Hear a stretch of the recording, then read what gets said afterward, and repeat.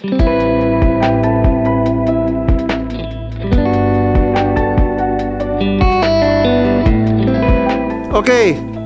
Mitra Bisnis kembali lagi teman-teman di acara podcast Filosofi Uang Podcast Filosofi Uang bersama Ken and Joe. Yes, betul sekali. Oke. Hari ini kita mau mengangkat isu yang sangat viral. Apa ini Joe yang pinjol viral? Di kalangan universitas. Pinjol di kalangan universitas. Yeah. Oh iya. Konon katanya pihak universitas yang menyuruh Oh, yang menganjurkan mahasiswanya mengambil pinjol. Oke ya. Gara-gara kamu ngomong tadi itu barusan aku jadi Google tadi Joe. Google ya. Ternyata memang bener ada lagi di memang ada. lagi di ITB ya. Iya di ITB ya, di ITB. Jadi ini memang ini apa? Masalah yang sangat pelik ya. Karena kan si mahasiswa ini kan otomatis berkekurangan. Berkekurangan, dia minta keringanan dari pihak universitas, tapi nggak ada approval atau gimana? Nggak ada approval lah ya, nggak ada approval dan nggak bisa. Ya intinya nggak cair. Dan akhirnya mahasiswa ini kan harus mencari cara gimana harus terbayar. Kalau enggak kan, ya nggak bisa ngapa-ngapain, nggak bisa lulus. Jadi kayak nyangkut gitu kan? Paham. Kalau nggak salah aku baca mahasiswa yang bermasalah ini terancam kayak ada cuti kuliah gitu ya, ya. Cuti kuliah tuh ternyata harus bayar loh. Oh iya betul. Cuti kuliah harus bayar, ding. Cuti kuliah harus bayar. Jadi bukan zero ya. Jadi kayak gimana ya? Mundur, mati, maju juga masih kayak kena ketusuk. Masih orang kayak di apa? Di sayat-sayat dikit-dikit lah. Ya, ini memang situasi yang pelik ya. Iya benar. Mungkin aku ada mikir tadi begitu baca berita itu, Jo, memang ini karena betul-betul concern lah. Menurut aku social concern yang memang harus diadres dari pemerintah gitu, Jo. Yes. Jadi menurut aku sih pemerintah itu memang selalu harus punya tanggung jawab moral lah. Tanggung jawab moral untuk minimal menjamin warga negara itu bisa punya akses kesehatan, ya kan Jo, akses pendidikan, dan juga jaminan hari tua. Jaminan hari tua. Ya kan. Yang mana yang sudah dipenuhi? Kalau sekarang BPJS kesehatan kan udah ada. Dan aku rasa udah cukup bagus lah, bahasanya hampir udah bagus banget. Ya kan, udah banyak warga yang selalu teman-teman siapa anggota keluarga yang udah banyak dapat manfaatnya dari BPJS. Ya kan, jadi walaupun ya memang prosesnya agak lebih panjang. Tapi murah. Iya, tapi benar-benar murah dan betul-betul bisa diklaim. Katarak gitu. Gratis loh. Gratis betul. Ya kan, Jo. Jantung pun juga gratis, operasi jantung. Jantung juga gratis. Operasi pasang ring itu kalau dengan BPJS setiap bulan boleh 1 ring. Maksimal 2 ring. Wah, bisa rutin ya kita? Oh, nggak bisa rutin. Ya 2 ring lah maksimal. 2 ring maksimal ya? Cuma kasih batas kalau nggak salah 2 ring. Tapi 2 ring itu nggak boleh di bulan yang sama. Jadi satu gitu. Tapi ring ketiga ya udah nggak bisa. Ya kalau sampai dikasih terus nanti ada batasnya. Ada batasnya ring 2 aja kalau nggak salah. Tapi ring 2 aku rasa udah cukup bagus sebenarnya, karena bagi banyak orang udah cukup lah ring 2 itu. Iya. Ya kan? Nah, lalu kalau berlama lah ya. Lalu kalau jaminan dari tua kan juga udah dari BPJS Ketenagakerjaan dan apa ya, jadi udah oke lah gitu loh. Yang mungkin yang ada masih ya pendidikan pun sebenarnya pemerintah juga sudah ada, coba tapi ya mungkin yang harus di-extend menurut aku, Jo. Di-extend kalau bisa coveragenya itu bisa sampai betul-betul masuk ke level universitas dan lebih signifikan kali ya. Lebih signifikan. Jadi supaya nggak ada kasus-kasus mahasiswa istilahnya yang udah masuk sampai kesulitan gitu, Jo. Lebih komprehensif kali ya. Iya, benar. Nah, ini mendengar cerita ini, Menteri Keuangan Sri Mulyani menyampaikan bahwa Dewan Pengawas Lembaga Pengelolaan Dana Pendidikan lagi menyiapkan bantuan pinjaman pendidikan bunga rendah. Untuk mahasiswa. Udah disebut belum? Belum tahu, tapi ini masih ya wacana kali. Wacana lah. Gara-gara mendadak heboh kan, viral ini kan. Iya. Mungkin sebenarnya kayaknya sudah ada dananya, tapi belum banyak. Atau mungkin belum ada yang belum mengcover semua lah. Semua. Soalnya kan dari pihak kampus kan juga ada tuh bantuan dari pemerintah. Ya pasti dapat juga. Meskipun kan semakin lama semakin sedikit. Ya karena kan anggaran pemerintah juga harus dibagi-bagi kan, Jo. Betul. Pos-posnya kan macam-macam juga. Betul. Jadi memang ya sebenarnya kalau menurut aku sih harusnya si pinjol ini dari kampus pun juga mungkin harusnya last resort kan, Jo. Last resort. Ya kan dia kampus pasti udah memberikan berbagai macam skema, tapi yang betul-betul dari skema itu masih worst case scenario nggak bisa pakai, baru mungkin dikasih opsi bisa lewat pinjol ini. Betul. Ya soalnya gimana ya maksudnya kan tidak semuanya kan dari kalangan menengah atas. Iya, betul. Sekarang kalau kita mau minta kredit, caranya gimana? Kalau kita misal penghasilan pas-pasan kan otomatis minta kredit pun juga susah. Bener. Ya yang ada malah nanti kena pinjol yang 100% dalam 6 bulan.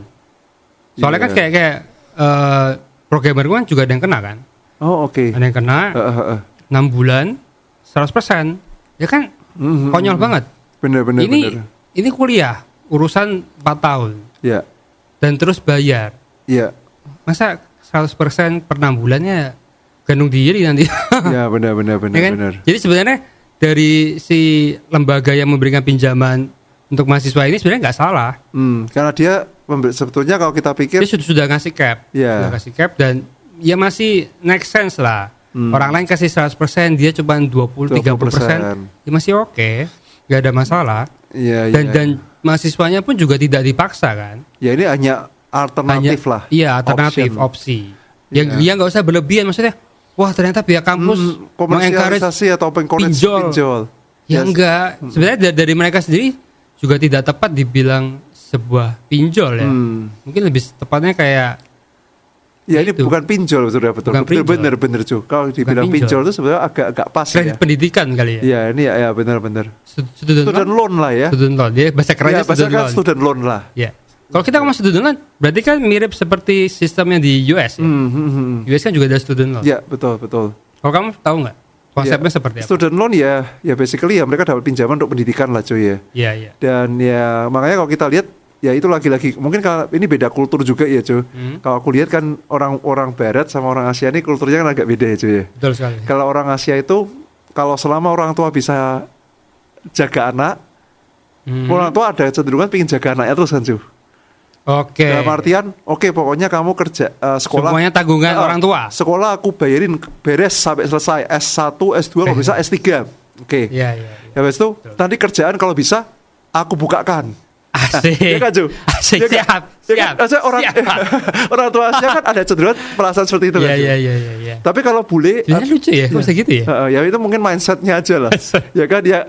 Maksudnya kita kan juga Asia kan cuy. Iya. Ya sedikit banyak kita kadang ada merasa gitu juga kan. Betul.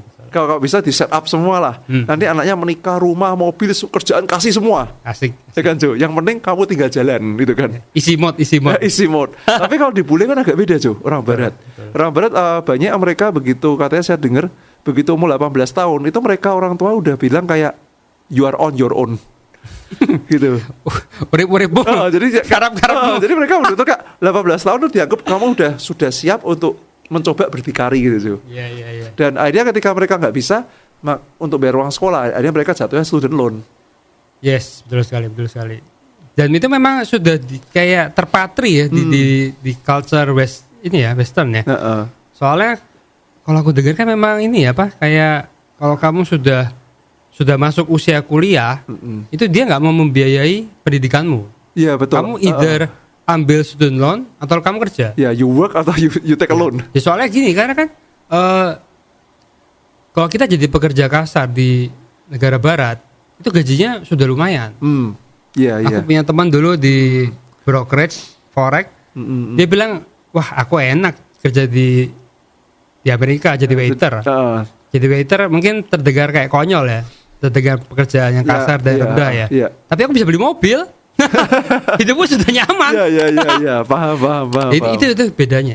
Iya betul. Ini kulturnya beda banget kan cuy. Beda banget. Makanya mungkin kalau begitu keluar isu ini kan tiba-tiba jadi kayak something yang agak mungkin orang mikir kayak unusual di masyarakat kita gitu cuy. Iya. Padahal di Amerika sudah very common.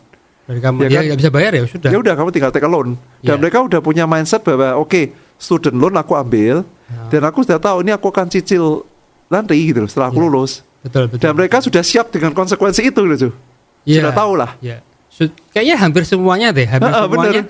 Sudah ada default bahwa mereka pasti punya student loan. Iya benar. Kita udah kayak ya udah pastilah. Udah pasti ya. Kalau di Asia mungkin nggak pikirnya udah pasti dibayarin orang tua. Iya, kalau nggak dibayarin ya nggak usah kuliah gitu, nggak usah sekolah kan. Mungkin mindsetnya ada cenderung gitu kan. Nah, aku dibaca menarik cuy. Jadi mereka ternyata kalau di Amerika aku jadi iseng kan. Berapa lama sih sebenarnya mereka perlu waktunya untuk ngabisin loannya. Ternyata mereka ada average itu bisa take about 10 to 20 years cuy. 10 to 20 ya, years. Jadi 10 sampai 20 tahun untuk nyicil. Wah, gila itu mungkin sudah menikah, punya anak 2. Mungkin anaknya udah mau kuliah lagi kan, 20 anaknya tahun. udah mau sekolah lagi ya. Jadi langsung nyambung. Iya juga ya. Iya, karena kuliah lagi. Menikah, anak pertama, sudah kuliah lagi. Kuliah lagi anaknya. Student loanku belum lunas. Anak udah mulai ini sudah apply lagi, Mas. Apply lagi student loan. Ya.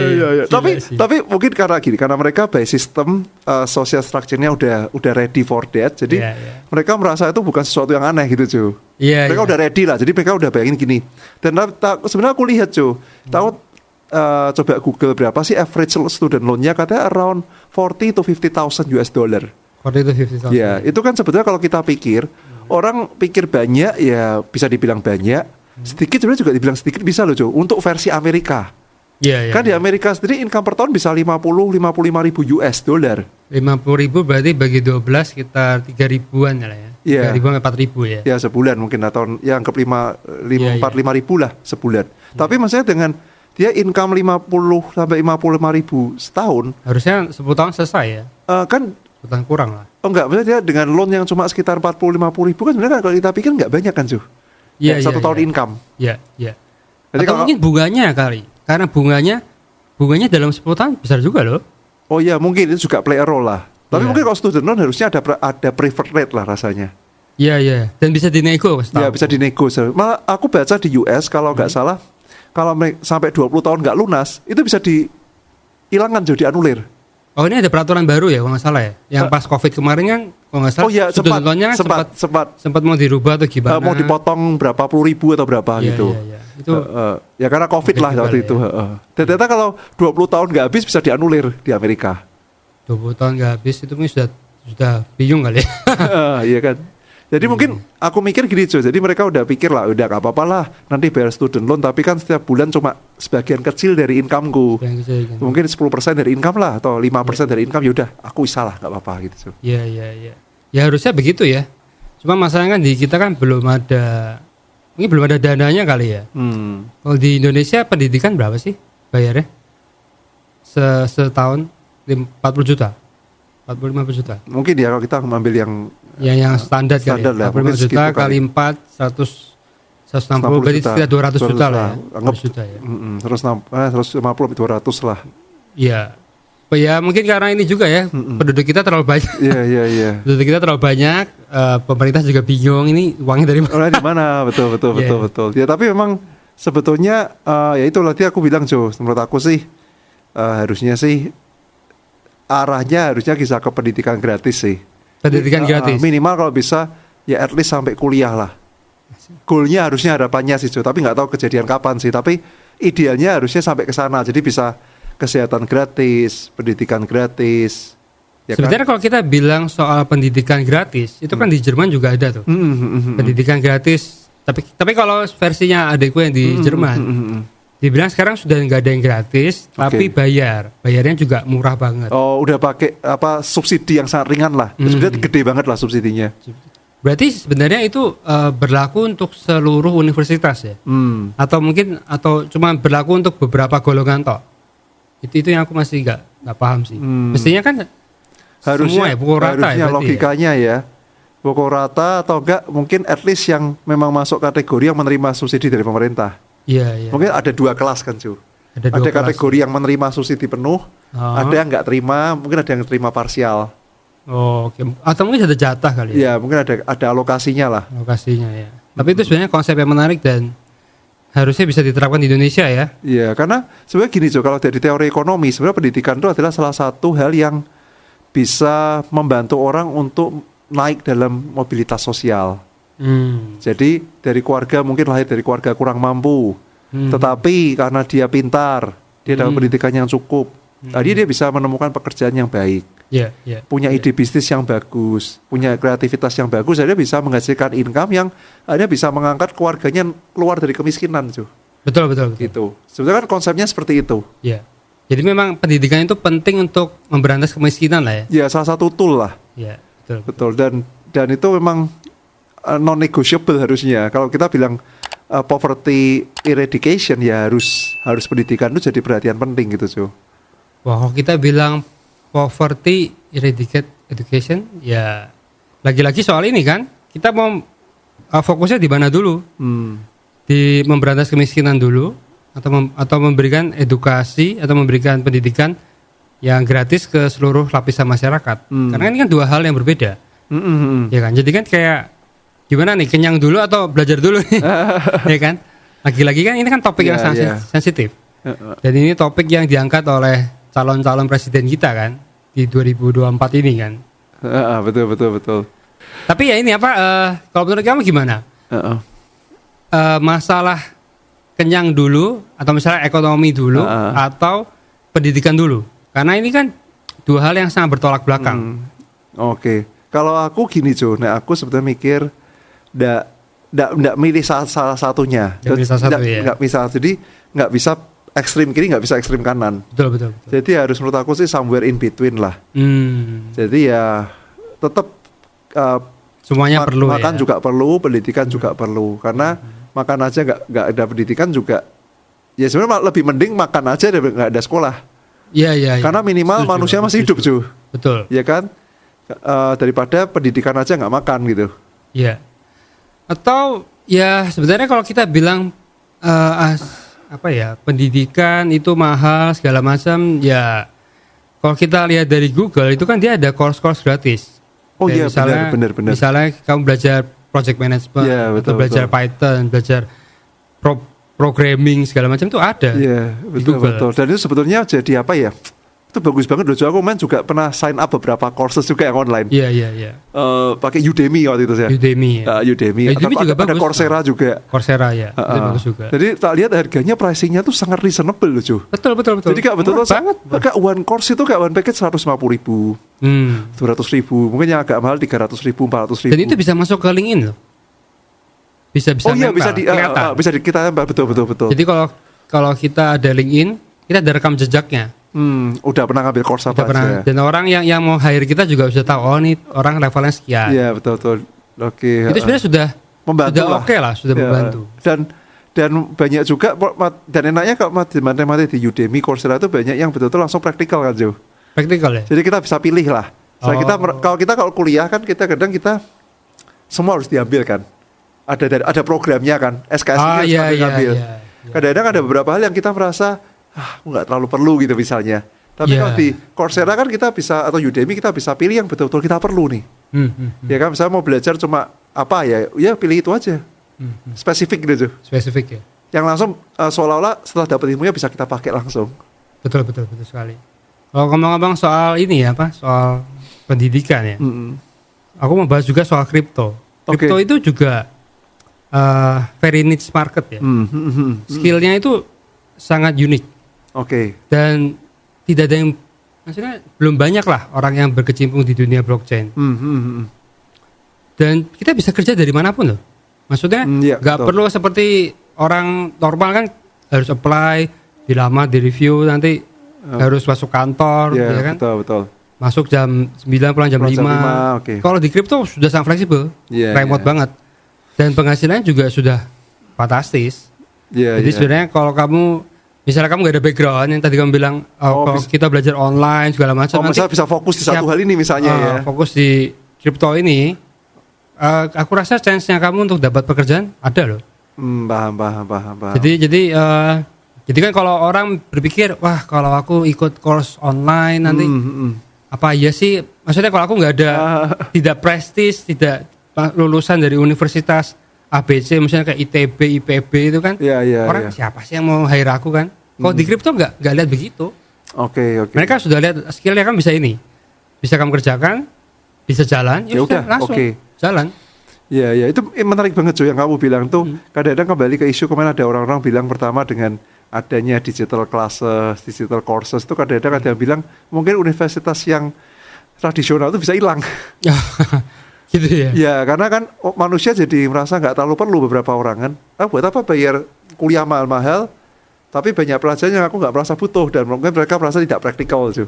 Ya, dan mungkin nggak nyambung juga ke dunia usaha. Ada perasaan begitu juga bisa keluar kan? Ya aku aja kayak gitu dulu masuk computer science harus belajar lagi. Iya. Teman-temanku yang dari BINUS lulus masuk ke bisa IBM atau kemana dia belajar language baru. Iya. Jadi kayak ngapain? Iya betul. Tapi gitu kan? Tapi ya di satu sisi gini Jo, maksudnya memang aku pernah baca ada orang opini seperti itu, tapi seharusnya aku tetap merasa bahwa pendidikan lah termasuk di kampus atau apapun semuanya penting gitu Jo. Oh iya. Karena penting, kan di kampus pun intinya ketika kamu belajar kamu diajari cara berpikir gitu Jo. Betul. Ya, cara problem solving. Ya kan, padahal di kehidupan kita kan isinya problem solving Jo. Nah itu, kalau di US, temanku bilang bedanya di US dengan di Indonesia, cara mereka mengajarnya itu beda banget. Kalau di US tuh kayak lebih ke fundamental. Kamu harus tahu betul ini konsepnya seperti Basicnya seperti apa ini. Kalau di Indonesia hafalan, masa coding hafalan kan nggak mungkin ya? Iya, nggak mungkin. Itu dia, itu bedanya. Iya. Kalau di Indonesia, aku masih ingat itu codingnya tuh kayak kamu latihan, udah kayak monyet itu. Udah latihan, udah hafal gitu. Udah hafal. Tapi kalau di US, ya itu kayak kamu bilang problem solving atau mungkin secara konsep itu kamu sudah harus mengakar. Konsepnya udah mateng, ya udah kamu pakai konsep ini selesaikan gitu kan. Betul. Jadi pakai kreativitas masing-masing lah. Iya. Itu bedanya sih. Iya sih. Oke, jadi aku gak ngomong kalau udah ngomong soal pinjol tadi dari education, mungkin aku jadi ingat. Jadi sebetulnya ada hikmah yang perlu kita bisa ambilkan dari situ. Yes. Yaitu adalah cara yang paling murah. Cara yang paling murah pun kalau nggak kita plan juga kan sama aja, mungkin kita tidak bisa afford juga kan Jo. Iya. Jadi menurut aku kilas dari itu aku merasa kayak berita itu seperti menjadi small wake up call lah, terutama untuk young family. Young family with young kids gitu kan.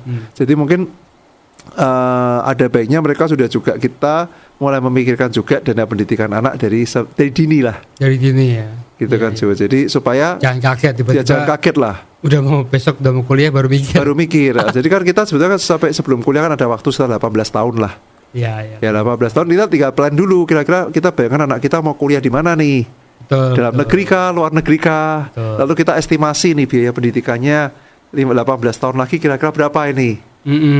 Jangan lupa inflasinya ya. Ya inflasi kan, kita estimasi. Habis itu setelah itu baru kita breakdown. Oh berarti kalau mau dapat uang segini harus setiap tahun ada kira-kira saving berapa lah yang disisihkan untuk dana pendidikan anak. Betul. Ya atau pakai asuransi mungkin, asuransi pendidikan. Ya sebenarnya toolsnya ada banyak ya. Iya. Asuransi lah, terus ada ya reksadana pendapatan tetap, reksadana pasar uang. Ya kalau orang sudah pengalaman investasi, masuk saham atau kripto. Ya atau kripto bahkan ya. Ya bisa juga. Kayak aku kan kripto kan. Iya betul. Kalau kamu kan mungkin di saham. Ya semua tergantung dari risk profile masing-masing lah. Orang. Ya dari knowledge, capability, waktunya semua kan beda-beda. Tapi yang paling penting ya itu jangan lupa bahwa semua ini personal. Ya betul. Gak bisa kamu dengerin A bilang asuransi pendidikan jelek, kamu langsung coret, gak bisa. Ya gak bisa juga, bener banget tuh. Ya kan? Karena kamu harus betul-betul pahami loh, kamu butuhnya apa, cocoknya di mana, dan nyaman nggak dengan itu. Kalau nggak nyaman ya jangan dipilih, karena percuma juga. Misalnya kalau kamu memaksakan, misalnya aku nyaman di deposito, tapi masuk ke saham, nanti begitu goyang sedikit kamu cut loss. Udah kena mental. Kayak dulu ya waktu pandemi, cut loss sampai BCA. Itu kan agak gimana ya? Agak salah sih, salah. Paham. Jangan sampai itu terjadi. Benar. Iya kan? Iya. Jadi memang harus di plan dan plannya sesuai dengan kita lah, profilnya kita. Iya. Menarik sih isu ini Jo. Ya harapannya sih semoga lain kali Indonesia seharusnya bisa lah ya pendidikan gratis ya Jo. Semoga bisa. Ya itu kan sebetulnya jadi tanggung jawab moral negara kalau menurut aku pribadi Jo. Ya nggak perlu semuanya dulu lah, mungkin dilihat dari gelombang 1, gelombang 2. Betul. Nanti baru diperbaiki gitu kan. Nggak perlu kayak waduh nanti 260 juta masyarakat harus dapat pendidikan gratis. Kayaknya nggak gitu deh. Ya dan kan itu kan juga batch-nya kan bertahap. Ya kan nggak mungkin seluruh populasi dari pilot project dulu lah. Ya bertahap. Oke. Teman-teman, ini mungkin hari ini kita ngobrol dulu ya. Kita akhiri dulu. Jangan lupa untuk komen, subscribe, like apapun channel kita. Ya. Lalu kita juga lihat nih IG kita, sosial media kita. Kalau ada pertanyaan, bolehlah komen, drop message apapun. Nanti kita usahakan untuk reply, untuk respons. Dan kalau ada teman-teman Bahkan mungkin teman-teman mau join nih di podcast kita ya. Mungkin kita bisa undang juga kan, Live call. Live call. Wow. Phone a friend. Oke. Iya. Oke, kira-kira gitu dulu. Ada mau ditambahin Cu dari kamu? Gak ada. Oke, teman-teman, itu hari ini kita dulu. Sampai jumpa lagi di podcast kita berikutnya. Oke, bye-bye. Oke, bye-bye.